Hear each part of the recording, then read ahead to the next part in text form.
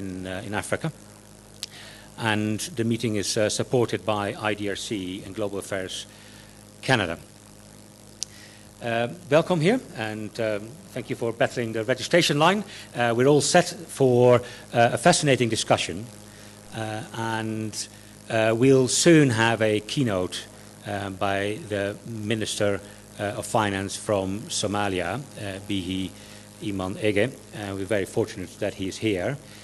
He is also under some time challenges, so we'll go through the start quite soon. So we first have some introductions to the session by IDRC and by Catherine Touré, who's the director at the IDRC, and who will introduce this session. Over to you, Catherine.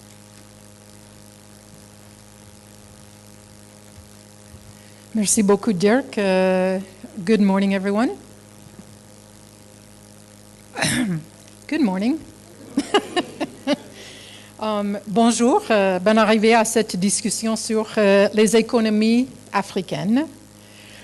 It's my honor and pleasure to welcome you to this exciting discussion. And I would like to also recognize the presence of the Minister of Finance from Somalia, who's been able to join us, as well as colleagues from the African Economic Research Consortium, the Economic Research Forum, and the Partnership for Economic Policy, and colleagues from the Overseas Development Institute, as well as any colleagues from Global Affairs Canada who may be in the room.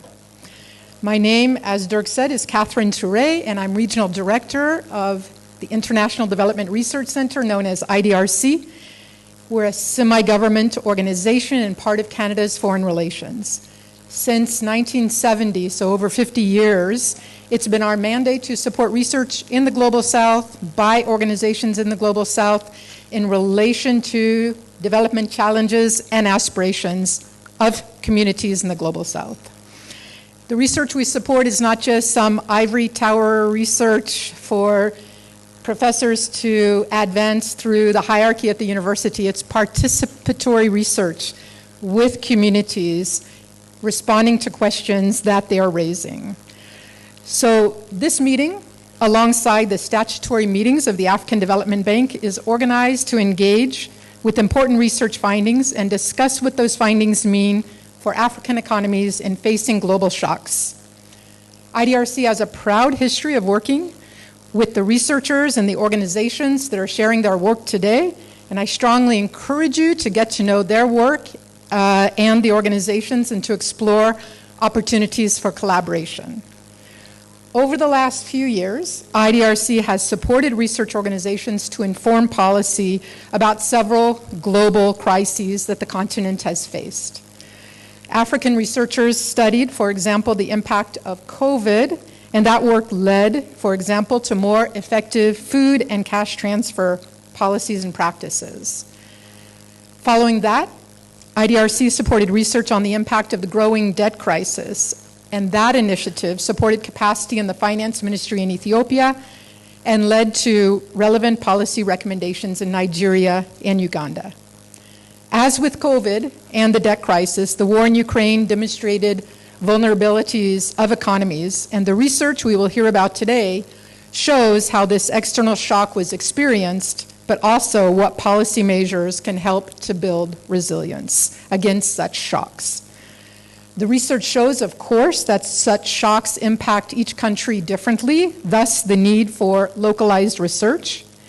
It also shows, using an intersectional lens, how women often suffer the impact more than men, and what policies are required to ensure that no one is left behind.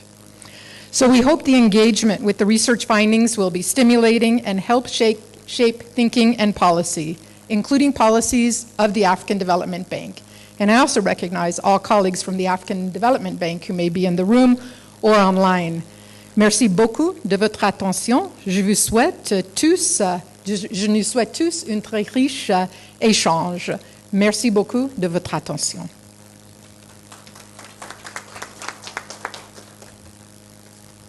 Merci beaucoup.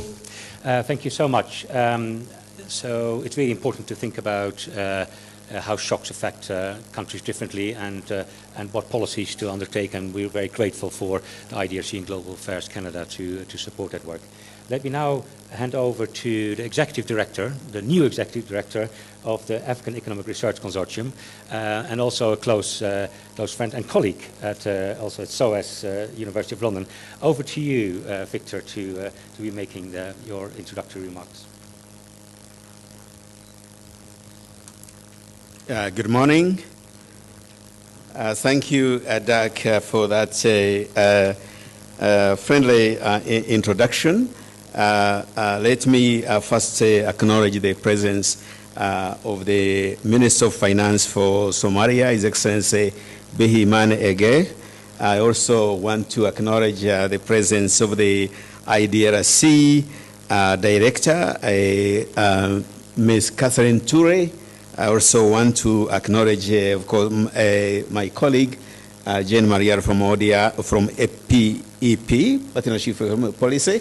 Also acknowledge my good friend ODI, Professor Dakwidem Tiverde, and of course, colleagues from the African Development Bank. It's a great pleasure to be here to, first of all, set the ball rolling for the very interesting issue of building resilient African economies in the face of global shocks. This is a pertinent issue which has been around for possibly more than 20 years, and the research both at the ERC and I should add my own personal research has been delving into these issues. And the big problem is that a financial crisis or some of the shocks that generate financial crises have been occurring at the highest frequency of almost every 10 years. And African economies have been at the receiving end of most of these shocks.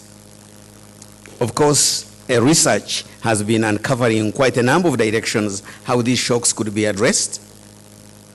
From, for example, starting with building the financial ecosystem so that the ecosystem can work inherent resilience or being able to withstand shocks. In many ways, since 1988, when the African Economic Research Consortium was set up, there has been headways, especially of being able to build macroeconomic policy and macroeconomic resilience. That has worked in many economies across Africa. However, some of the shocks are so important, so global, that building inherent resilience does not work on its own. Having said that, research has uncovered a whole range of macroprudential policies, and we've been working with 17 of them. These policies are like mix and match. You can be able to identify the shock, and then you combine macroprudential policy on, say, exchange rates and capital flows, and then you target the source of the shock. That has worked in many ways, and we are still experimenting depending on the differences of African economies. For example, landlocked, resource-rich countries, fragile states. The responses have to be different to suit the conditions in some of those countries. However, since the COVID-19 lockdown, there has been additional challenges, which has been the disruption of supply chains, the monetary policy inability to address, for example, inflation, because inflation is rising both from the demand side and the supply side. So we have new challenges. And the commitment of the African Economic Research Consortium, supported by collaborators like IDRC, PEP, ODI, is to go actually into the heart of this problem and keep on investigating, channel the empirical parameters that can be used to target where the shocks are coming and to build inherent resilience. So it's those welcoming words that I thought I would share with you to say the shocks may happen, and shocks may even be aggravated, but these are the issues we are working on. These are the issues that commit most of our time to be able to generate some helpful insights that feed directly into policy and feed also into private sector practice for resilience. Thank you. Thanks. We'll call on you as part of the panel as well, Victor. Let's now hand over to His Excellency, the Minister of Finance in Somalia. Somalia has been at the receiving end of a range of global shocks and other shocks, including climate change and also wars outside, which have changed commodity prices and have affected Somalia. And so we're very interested in the impact of shocks on Somalia and how you're coping with the shocks and what the policy implications are. Over to you, His Excellency.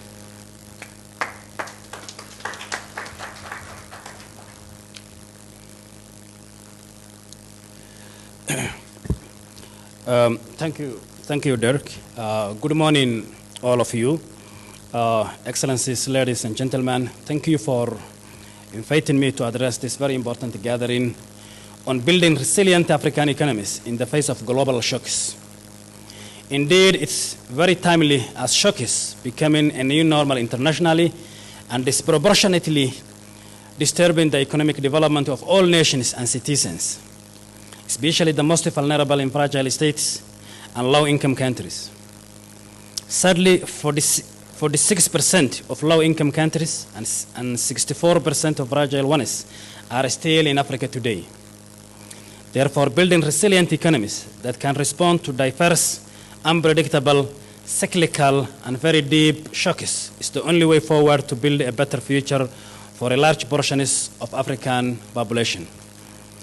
All available international data, including those from major international financial institutions, clearly shows that post the COVID-19 pandemic, growth remains anemic or static across the world. The average number of growth globally, including Africa, is just above 3% for the next 2 years.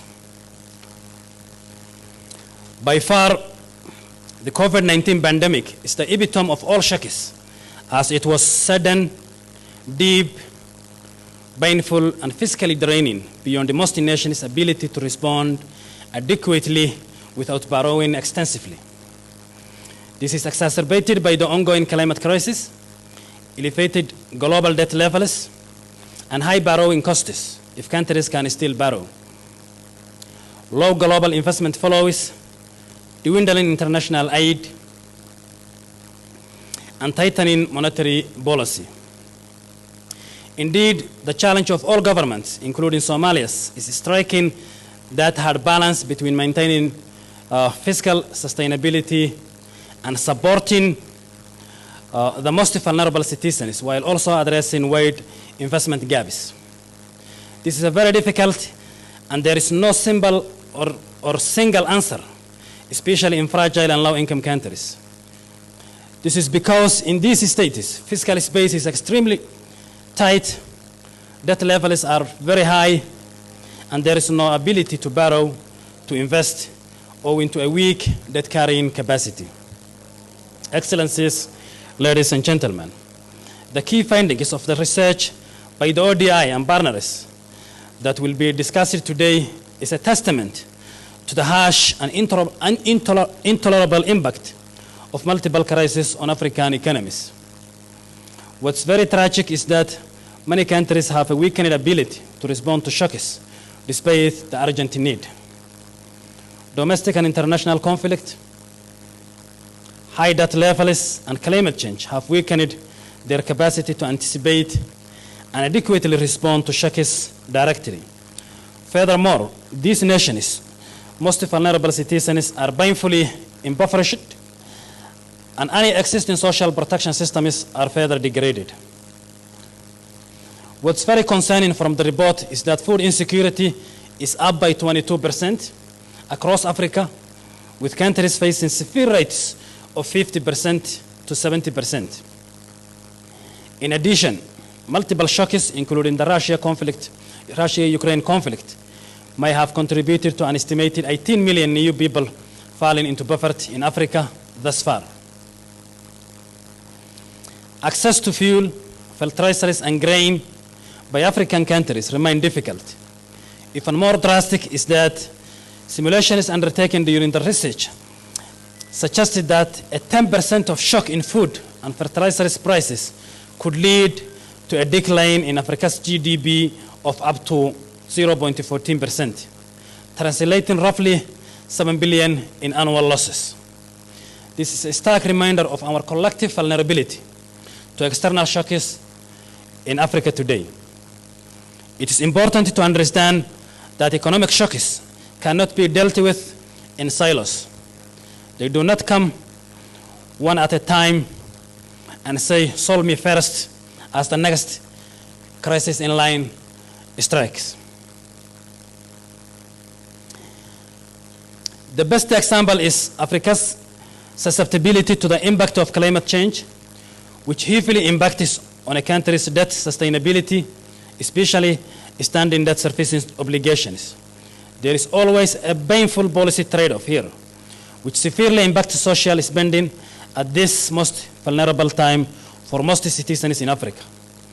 Therefore, arguably, if we are serious about tackling poverty and building resilient economies, we must also understand that the current climatic and development financing infrastructure is not fit for purpose.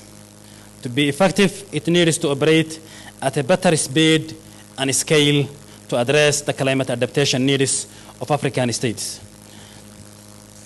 A very good starting point would be advancing the discussions on factoring in risks and impacts of climate change in debt cancellation and restructuring considerations from all creditors. In Somalia, we are among the most fragile nations in the world. We are challenged by cyclical and recurrent droughts and floods, which have made our people among the most food insecure globally. Just to illustrate this point, the price of our food basket increased by 49% and fuel prices by 92% around this time last year compared to the previous year. We are facing increased inflation in almost all commodity prices across the board, like most African states. Combating the devastating climatic impacts, we are still bravely fighting international terrorism at home and dedicating much time and resources to this. Furthermore, given our import-led economy and strategic location in the Gulf of Aden and the Red Sea, at this time of geopolitical crisis, our customs revenue is hampered, as the transit volumes are still down on last year. The result of this is rising cost of doing business and living and price inflation.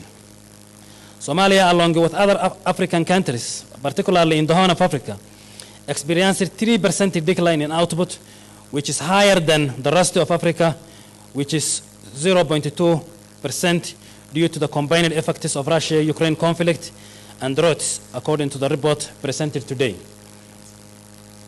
This illustrates how our country has been disproportionately affected by the various global shocks we face, often simultaneously exacerbating existing vulnerabilities, negatively impacting the lives of all our people.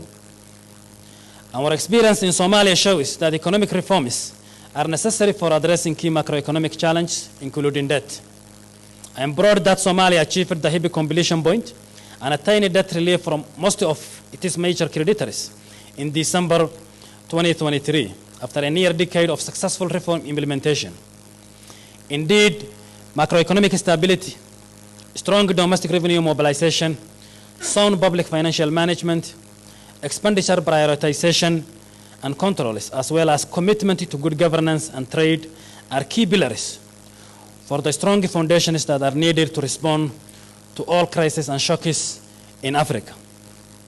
Economic reforms will be effective in Africa if they are tailored to our specific needs and address the urgent priorities. They must always be agreed and sequenced in partnership with all key stakeholders.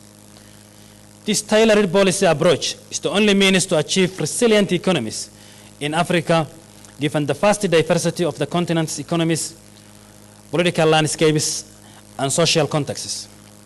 A one-size-fits-all does not work for any form of economic development anywhere. I am glad partners are waking up to this fact and starting to respond accordingly. Somalia's reform journey experience demonstrates another reality. Debt relief does not automatically lead to a fiscal space and economic growth. Both debt relief and restructuring are important and indeed needed today to responding to crisis effectively across most of Africa. However, both are mere facilitators of economic stability and growth. Reforms take time to take effect, and African governments must continue to push forward with reform lessons patiently to maintain momentum, grow their economies, and build the economic resilience for the future. Excellencies, ladies and gentlemen, Somalia's post-epic relief economic actions are focused on growth and creating opportunities for our people. They are guided by our commitment to raising domestic revenue through effective legislations and tax administration, supporting private sector investment, benefiting from regional trade, and continuing to maintain strong fiscal discipline. We are also continuously improving our institutional capacity and starting to allocate more for public basic services like education, health, and social protection. This is the best way to attain our vital national objectives of building strong fiscal buffers to global shocks, including climate change and geopolitical risks like the current one in the Red Sea. I strongly feel that this strategy can be a firm base for building resilient and equitable African economies overall. Partnerships are key to the success of all economies in this age of greater interdependence and connectivity. Accordingly, there must be a genuine burden sharing if we are to build resilient African economies in this uncertain time of global shocks.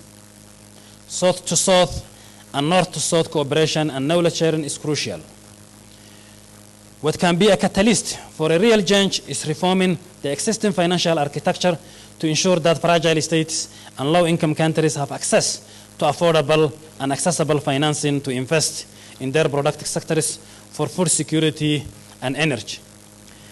It cannot be right that despite hosting 18% of the world's 8 billion population, Africa only actually consumes 6% of the global energy. Achieving universal energy access in Africa will be a game changer for sustainable economic development. However, it requires billions of dollars of investment annually, which is currently unavailable.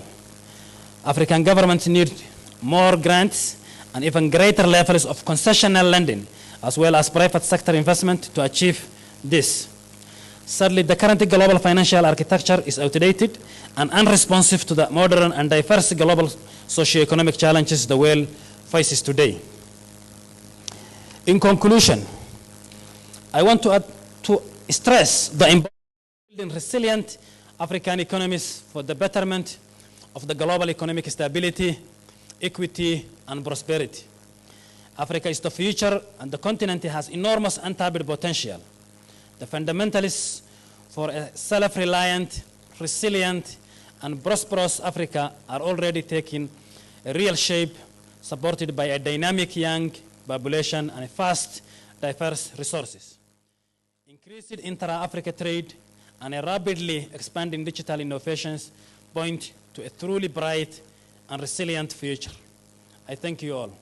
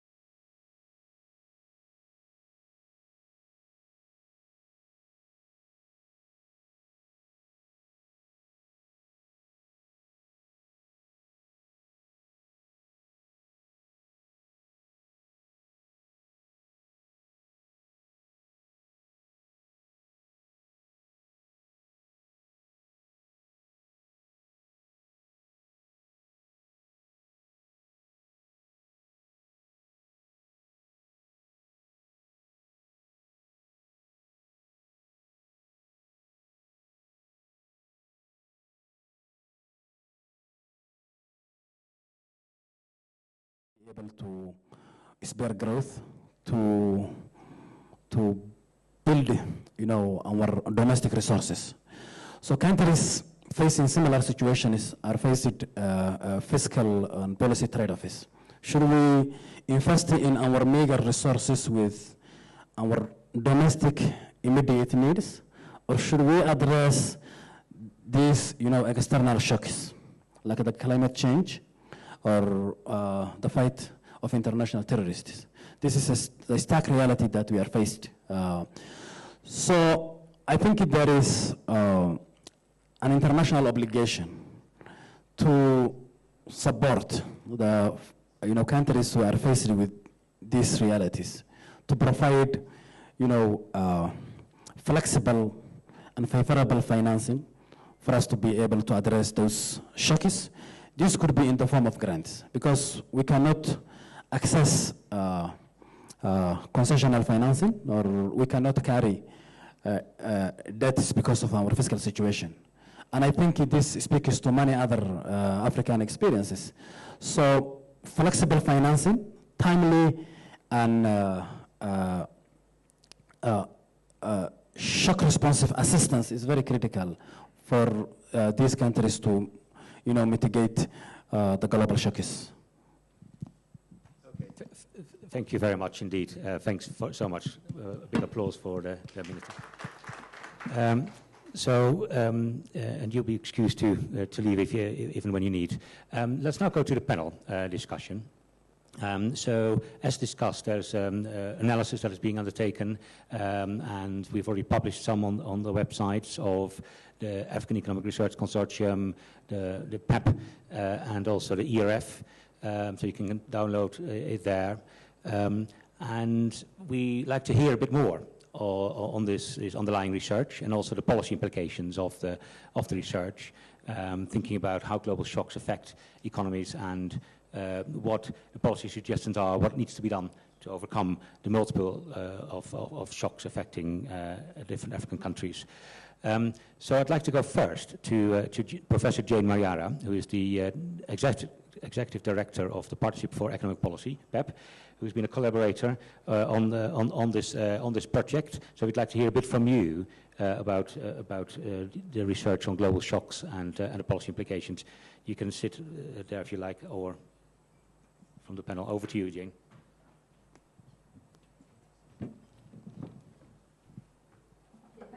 Thank you very much, all protocols observed, for this opportunity. I think a lot has been said, so in 3 minutes I don't know how much I can say. I think the background has been given, and really we've done this work supported by IDLC, Global Affairs Canada, in partnership with AELC, ODI, DLF in Cairo. And the focus of our work was basically the unintended kind of what I would say the unintended consequences of the Russia-Ukraine war on vulnerable African countries.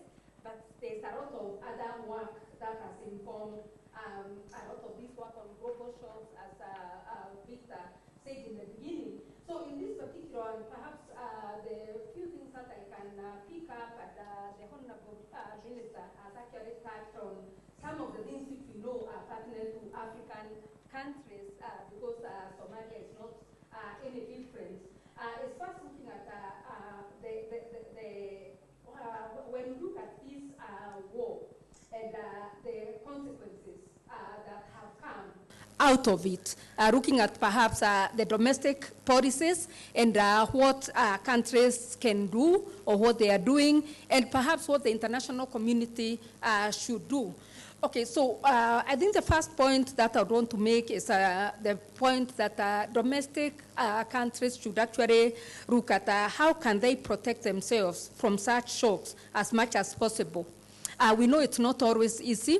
In this particular study, we looked at the effect on staple foods, perhaps looking at what has happened in our countries. If you see the effects on the global supply chains, the issue of rice, wheat, that we get from Ukraine, for instance, among others. And then ask ourselves, would our countries be in a position to really escape this kind of dependence and move towards perhaps generating enough food security for ourselves so that when such shocks come, we do not really have to suffer. Because we know that the shocks come with multifaceted kind of impacts, because we have to import, the global prices have escalated, the fuel prices, and so forth. But of course, we know the problem that we have. We do not have perhaps a comparative advantage to produce some of those commodities. You look at our costing structures, perhaps you still have to rely on imported inputs. We have the climate vulnerability that the minister spoke about. So if we compare ourselves to the source countries, then again we are forced to depend on it. But I think the key point that we recommend is that we need to think outside the box and see how do we minimize that kind of impact. But then for the international community, what we recommend is that perhaps the international community should work together to see whether they can protect or set up what we call perhaps crucial trading channels between the supply and demand destinations. Of course, the challenge is that when these things happen, everyone is for themselves. We look like we are working towards the same goals, but of course, each country, even at the international level, I think everyone is protecting their interest. And then what happens is that the vulnerable countries then end up being disadvantaged because there's like a push and pull, okay, depending on which side we seem to be leaning on. So perhaps the international community could engage in actions that deal also with the violators of the international law, because really we have the international law, even in that regulates trade, for instance, but if they are violators, what do we do? If we decide to go to war today and affect all the supply chains in Africa, what can we do, whether it's the African Union or whether it's at the international level? Then again, there are other policies we can pursue, such as trade diversification, so that we do not have to suffer from the supply bottlenecks that are coming from one end, and also supporting our production, domestic production, supply support. Now, when we talk about the trade diversification, I know in Africa we are talking about the African continental free trade area. Of course, we have our own regional blocks, but again, we may not be self-sufficient in Africa. But the point is, how do we look at ourselves, each country that is affected by these shocks? How do you get out of it? Can we do regional, or do we have to look for other markets? And the international community still has a role to play here, and say that they need to support and coordinate these processes. For instance, when we think about the preferential trade agreements, technical support to agricultural sectors, and so forth. Maybe a final point that I would want to make is, I think this one I'm just making deliberately, that what we have seen in the study, and also now what we are doing, is the unintended consequences of these shocks on women. Okay? There's a gendered impact of the global shocks and the crisis. They tend to be more vulnerable to the shocks, and we are looking at it in different dimensions. There's the financial angle, there's the food security angle, and there's also trade, because we know that women have critical roles to play in each of these. They are the ones who cannot access credit even for the small, medium, and micro enterprises, where a lot of women are concentrated, and once the costs escalate, the prices escalate because of the shocks, they are adversely affected. The same with food production, food security, and trade. And so, again, we argue that one of the key policies that we need is a protected policy environment, especially for women. And finally, I would just say that there are a lot of interventions we've recommended. As Dad said, the studies are available online and more is being done. But really, we need to push for interventions that can lead to more stronger and more resilient economies for all, of course, not just Africa, but the rest of the vulnerable world. Thank you. Thanks so much, Jane. And I would really recommend you looking at the study. These are detailed modeling studies of how global shocks affect African economies. And one example was on the impact of the Russia-Ukraine war. Some countries may not be directly exposed so much to Russia and Ukraine through trade or other financial linkages, but indirectly they are. And so indirectly there were quite some large price effects that you've highlighted, and so commodity prices and fuel prices, fertilizer prices, and so on. And these have differential impacts on many different countries, depending on whether you're a food importer, exporter, net fuel exporter, and that's really important to understand those studies. And also now looking into the position of women as well, so that basically the shocks aren't born or affect different groups differently, and often women have not the capacity to respond in the same way. Now I'm just trying to see whether we can also bring on our online presenters. I don't know whether we have been able to access Zoom. You need to leave. Yeah, okay. Thanks so much to His Excellency the Minister for your speech. Thank you so much. Yeah, okay.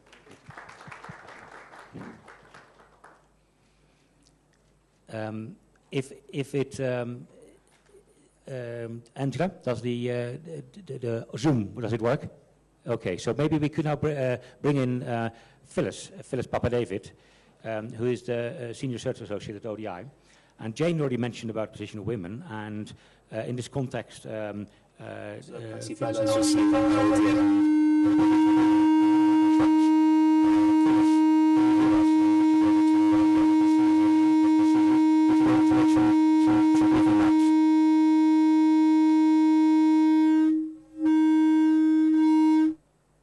Can you hear us, Phyllis?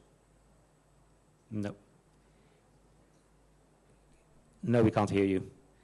Okay. I'm afraid, I don't know whether the technology works, otherwise we need to move back to the panel here.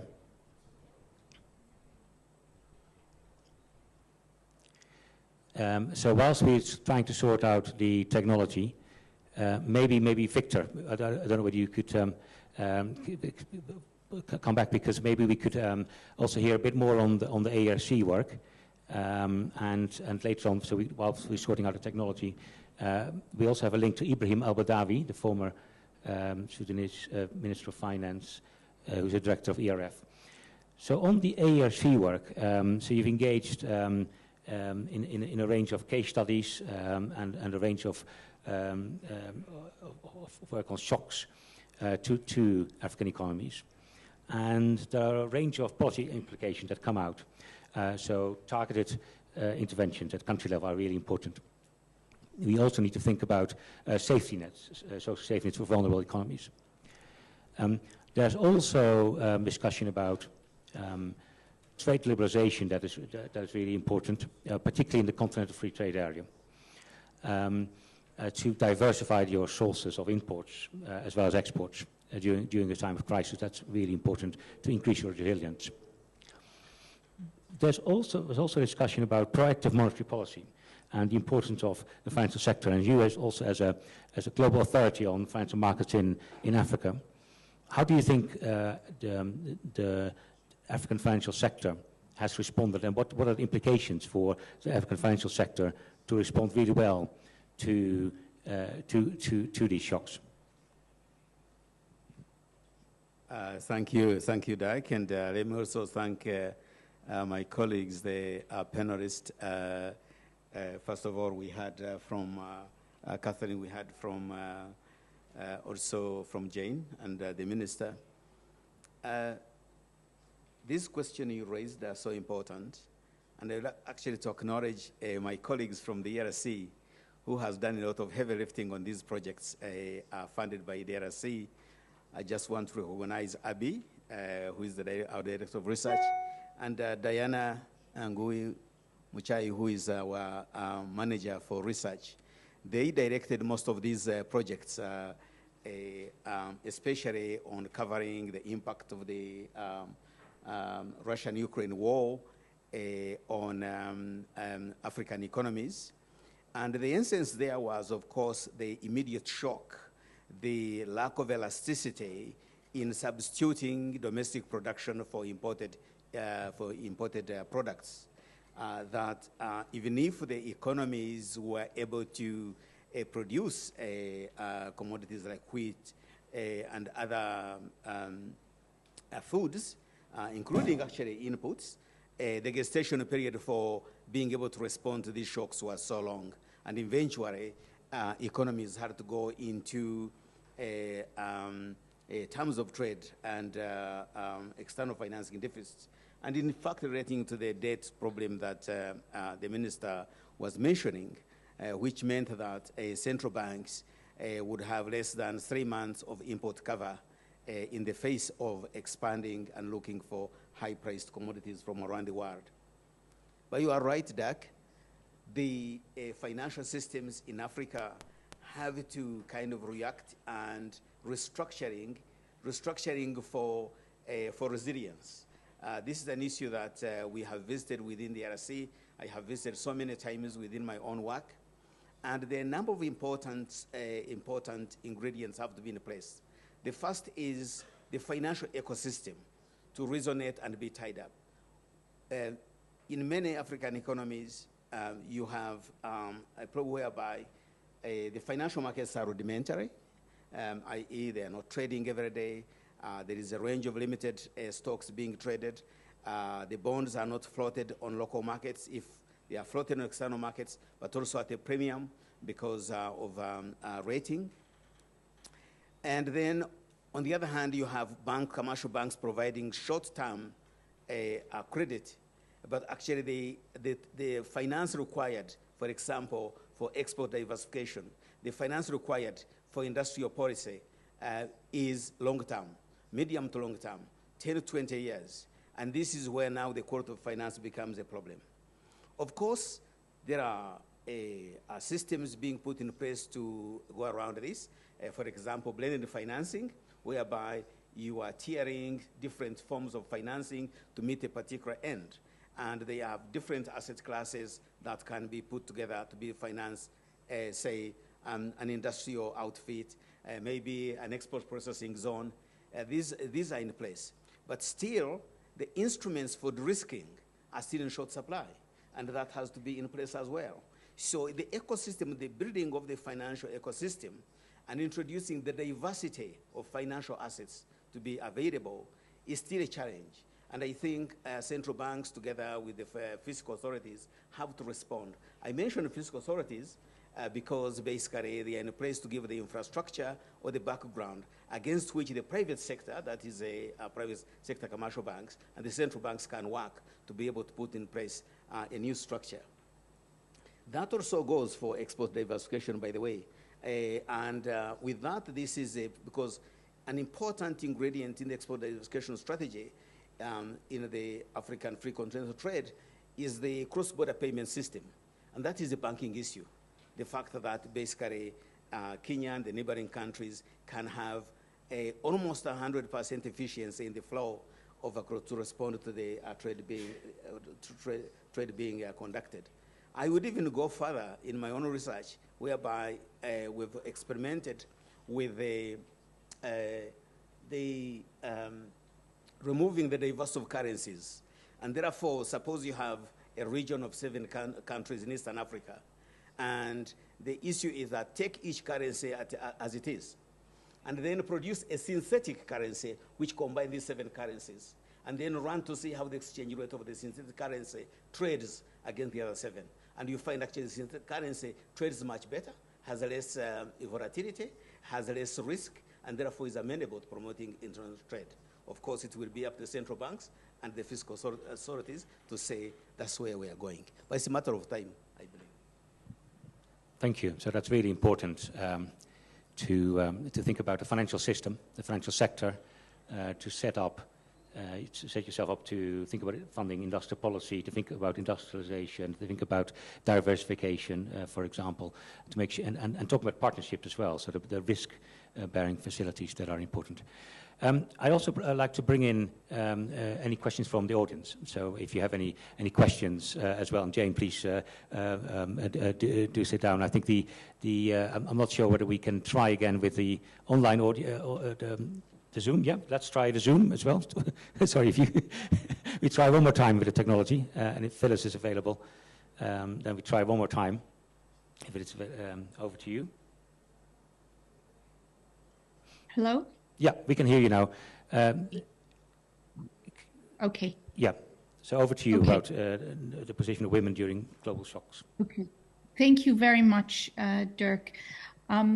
What's clear from a macroeconomic perspective is that we are in a new normal of multiple adverse shocks, both in economic terms and in financial terms. And the discussion that Professor Morinde was just engaged in on promoting an appropriate ecosystem which fosters diversification is particularly important. It's important for women, and our research that we've been engaged in, particularly in relation to the Russia-Ukraine war, shows that an economy cannot really have economic resilience if the treatment of gender inequality is not addressed. So the disparities in funding, the financing gaps in relation to women's access to resources and to finance is particularly important.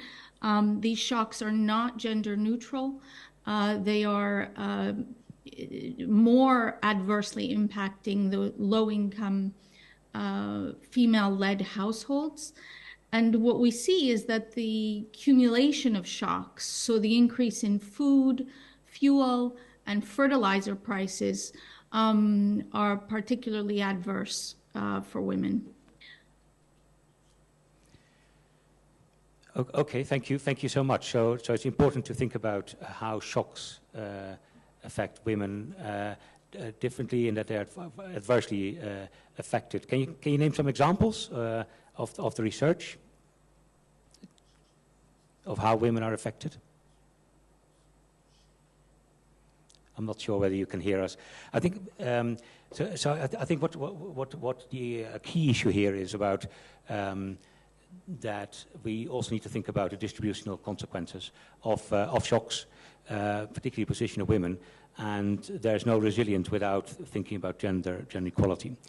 Now, an important issue, and I'd like to bring in Jane here as well, is about partnerships. So we talked about international collaboration. I think the minister started with that.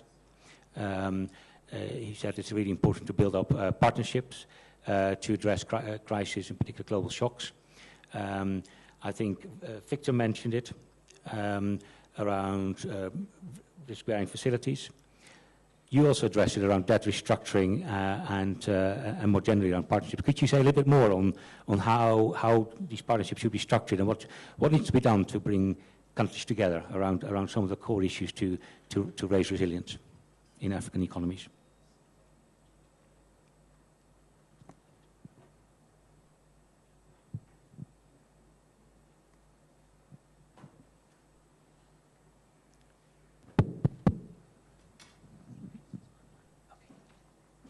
Okay, thank you. I think I didn't realize that question was for me. But just to add on to say that, as you're saying, we've addressed all these issues. And one of the things that we propose, it's not just partnership, but kind of a co-production. Because I know we talk about just co-production between perhaps research and policy, but we think that even countries, to address some of these multiple shocks, they can think about how do they think about addressing policies together, so that then we look at, if we talk about the issues that we've talked about, whether it's the food shocks, whether it's energy shocks, whether it's trade shocks, or which affect both men and women. I think the question is, how can we come together as countries, not just relying on the international community to actually address them together.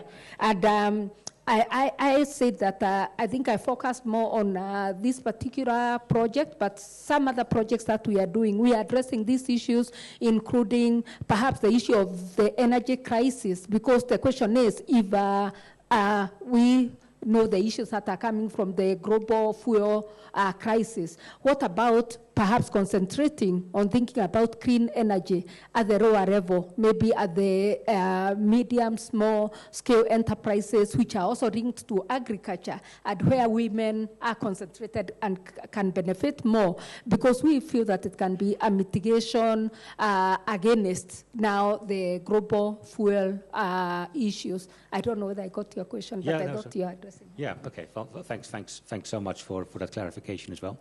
There's one final comment in the panel from Ibrahim El Badawi. I hope he can hear us.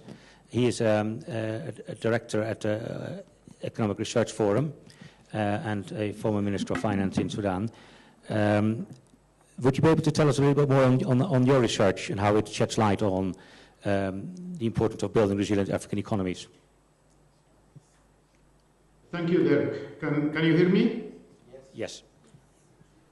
Yes, I would also like to take this opportunity to extend my congratulations to my old friend Victor for his new incarnation at the African Economic Research Consortium. And of course, we have already been working together in this project with the ARC and ODI and PEP, supported by IDRC, and look forward to further collaboration. I would like to speak actually to two issues in a complementary way to what have already been discussed or proposed by Jane and Phyllis and Victor himself and so on. I would like to characterize what is happening now as some sort of like a major sudden stop at much larger and deeper scale than the sudden stops that happened in the 90s and affected many debt-exposed countries in Latin America and other developing regions. And I think the response by Africa should be in two kind of broad folds. One is to limit the structural exposure to global shocks through relocalization and promotion of regional supply chains and regional value chains.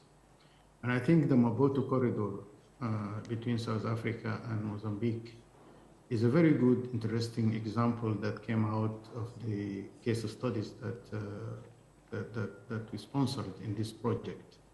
And I think mainstreaming this approach in terms of deeper integration in an otherwise, globalized and open approach to economic management would be one way to actually pull comparative advantage and limit the structural exposure to shocks by being totally dependent on some key foreign providers or suppliers on some key, commodities like food or fertilizers and so on.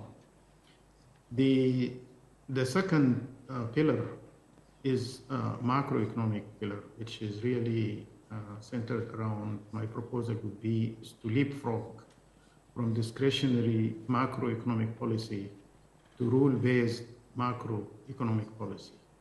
And this is very important for Africa because obviously in the short run, with the burden of debt and especially the debt service for many countries, including some in Africa, having to pay more than 20% of the public revenues in the form of debt service.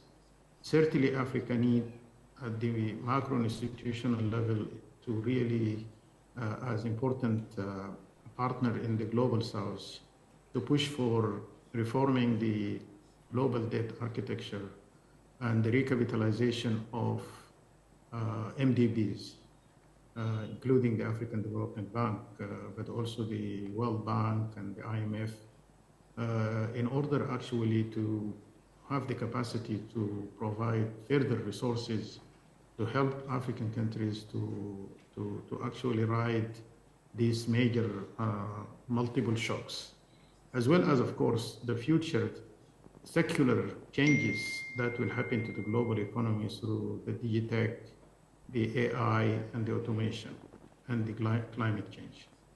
But internally, domestically, I think fiscal rules and inflation targeting, institutions, macroeconomic institutions that are based on rules that actually, there is now increasing evidence from countries like Chile and Norway and other countries that actually adopt rule-based macroeconomic policies are more resilient in responding to shocks than those that actually continue to follow discretionary macroeconomic policy.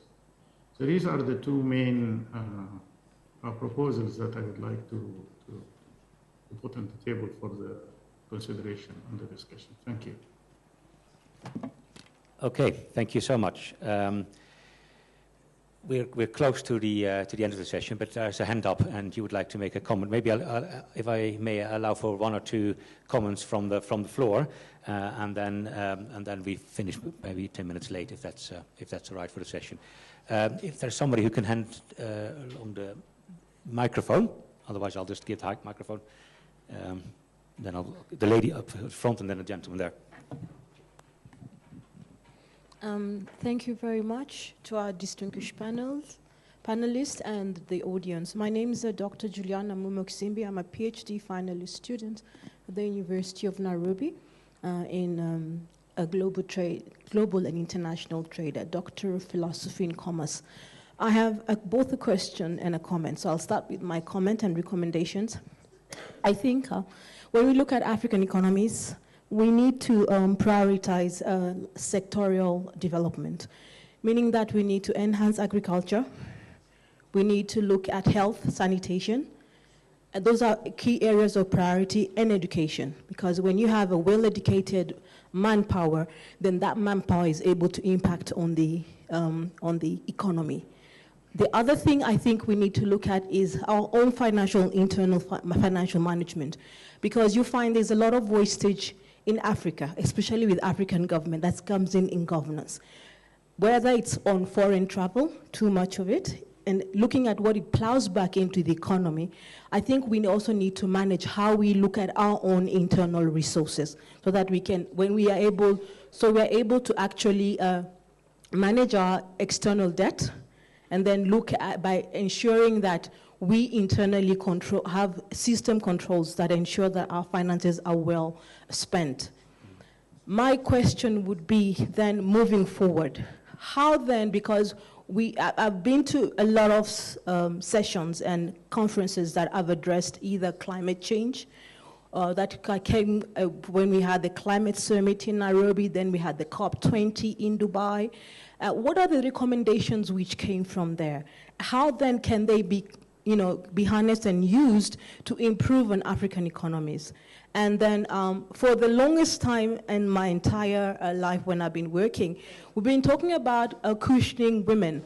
But let's look at how do we cushion everybody in an economy, because not only women are vulnerable. We have the elderly, we have children, we have men, isn't it? There are a lot of men here.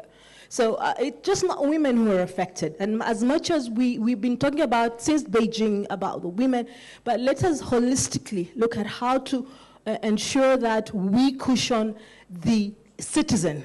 And that way, because I've seen now they're doing cash transfers to the disabled, because we have people living with disabilities. And it doesn't mean if you're disabled, you're unable. There are people who are disabled, but they're extremely innovative. And we also need to look at the elderly, because those are the most vulnerable in our communities. And to conclude, we are living in a world of artificial intelligence. How then can Africa harness this technology to help us actually cushion against these shocks? Thank you. Thank you. Gentleman over there. Thank you very much, Doug, and I want to also congratulate Victor for assuming this role of Executive Director. I'm John Bosco Kalisa. I'm the CEO of East African Business Council. We are very excited for this interesting topic on building resilient in African economies. And I wanted just to share with you a few insights. I've been seeing that EAC region is recovering quickly. We are posting almost a 5% growth, average growth. Some countries are posting 7% growth. But there are three important fundamentals which I thought I would share. Then I raise one question. One has been issues of economic diversification.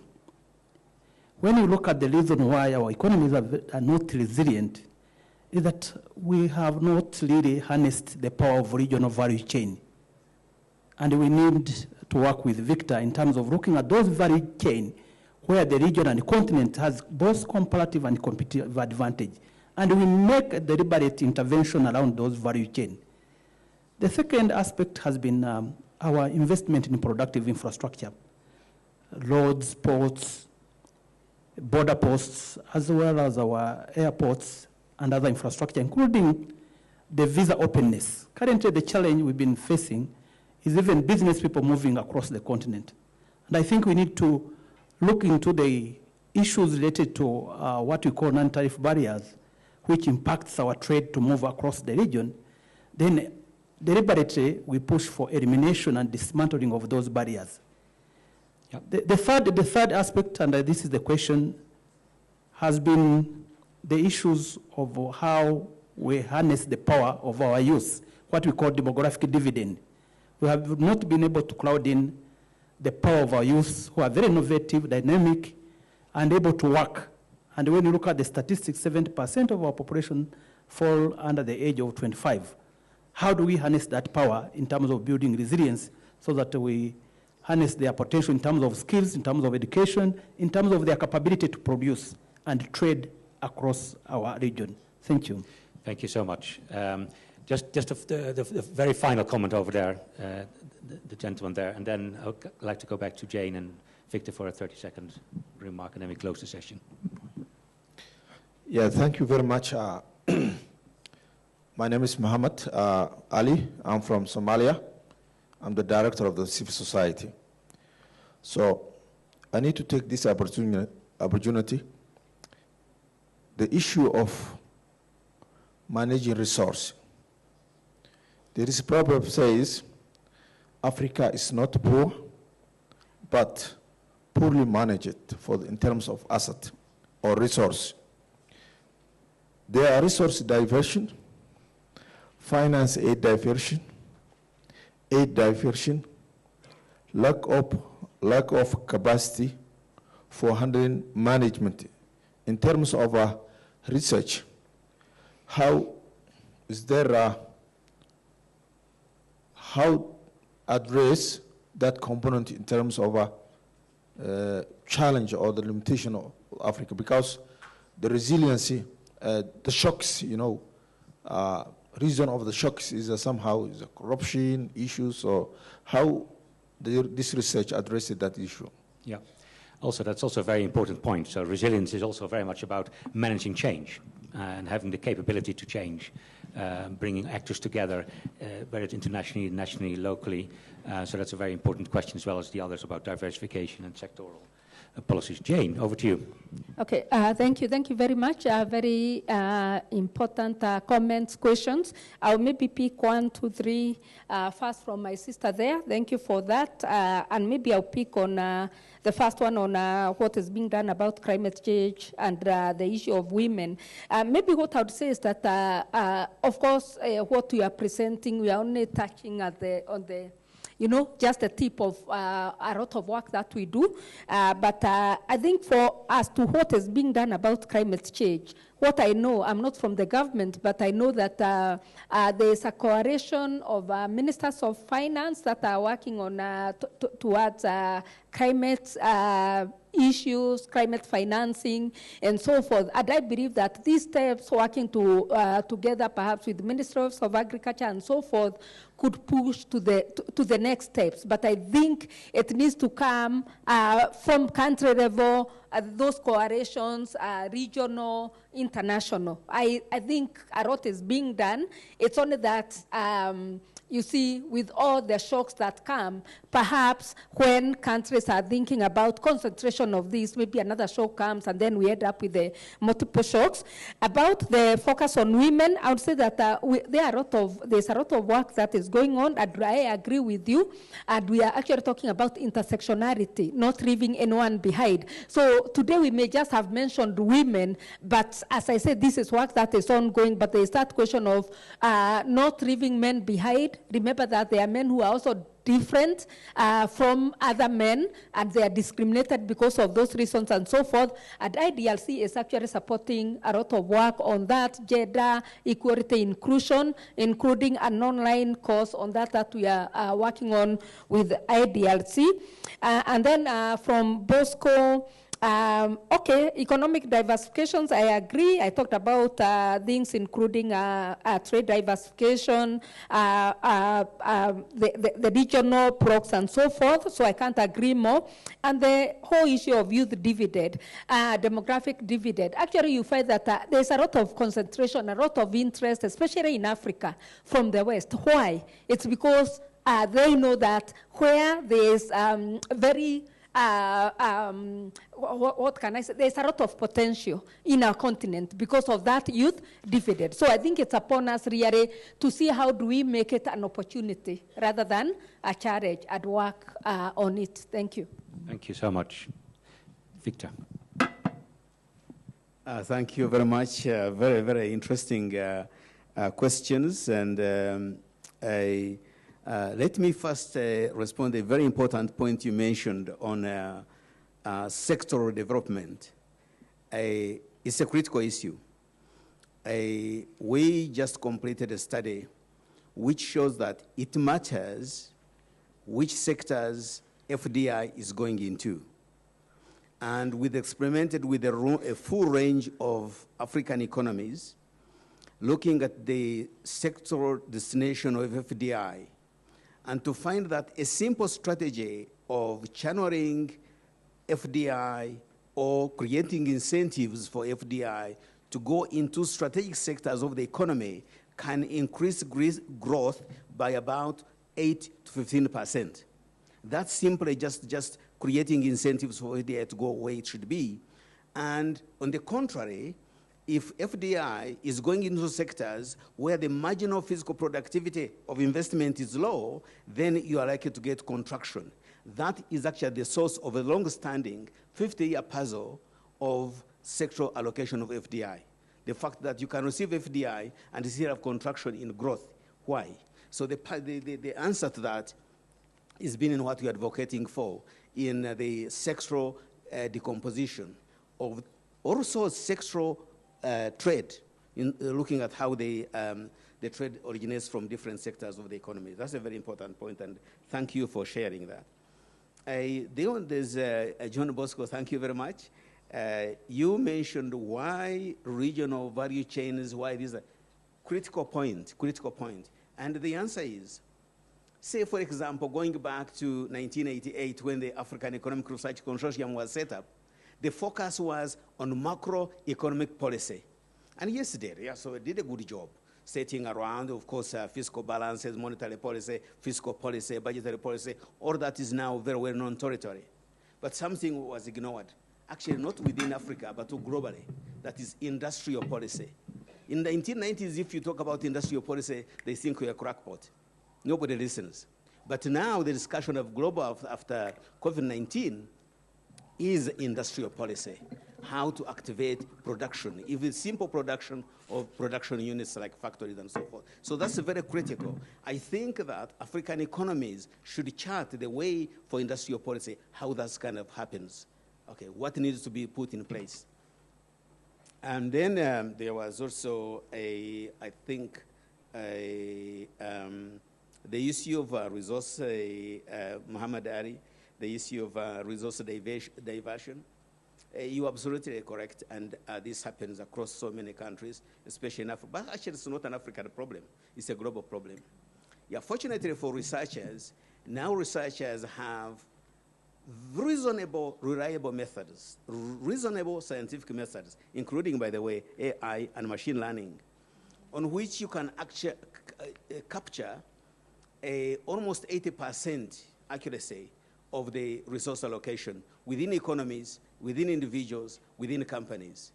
And that's because, and the system is very easy for researchers, I can say, it lies into understanding a residual component of a variable. And that's kind of tractable. So I think that given that the methods for being able to identify those missing resources are there, then the next step, of course, is translate research into policy and practice, where policymakers can have a framework for looking into how to recover those resources. Thank you. Thanks so much. That brings us to the end, and I think we had a very excellent discussion with sort of two sets of policy conclusions, my feeling is. First, it's on the domestic side, and second, on the international side. On the domestic side, I think some issues have been highlighted, such as making sure that macro policies are right, the financial sector works to respond appropriately. Also having the fiscal rules in place, which is something that Ibrahim was mentioning. But we need to go more and deeper than that. We also need to think about more targeted policies, thinking about industrial policies, thinking about sectoral policies. But of course, they need to be managed well. We also need to think about distributional consequences of a range of policies, including on women, but also intersectionality is important here. So there's a heavy burden on domestic capabilities to manage all this change. But if, as Phyllis was saying, this is a new normal about global shocks affecting many economies, then we need to really think about those capabilities to manage change and to engage in these more targeted policies beyond also thinking about fiscal rules and monetary policy and the financial system that needs to be in place. Secondly, I think we talked a lot about international partnerships. The minister started with that, about co-production, about the debt problem, making sure that that's been addressed, and trade. Trade diversification is also seen as really important. The Maputo corridor came up. Diversification in an appropriate way is really important to manage your economies well and to become more resilient. And so for that you need international partnerships, you need to have international agreements, you need to think about the African continental free trade area, for example. So those sort of sets of conclusions, I think, are really helpful, and they need to now move to the next stage. They need to be implemented, as you're also saying. What is the next stage? And so we're hoping that this consortium of the ARC, PEP, ERF, ODI continues to work together with the support from IDRC to really make sure that these conclusions and these recommendations are also being implemented, and that we engage at country level further with your help to make sure that economies are more resilient, particularly for the next shock as well. Thanks so much for attending this very vibrant session. Thank you so much for coming. Thanks for the audience, and thank you to the panelists as well. Thank you.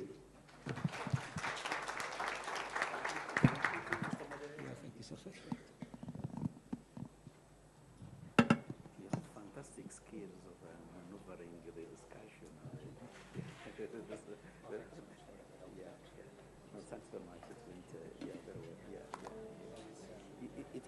It was good that finally.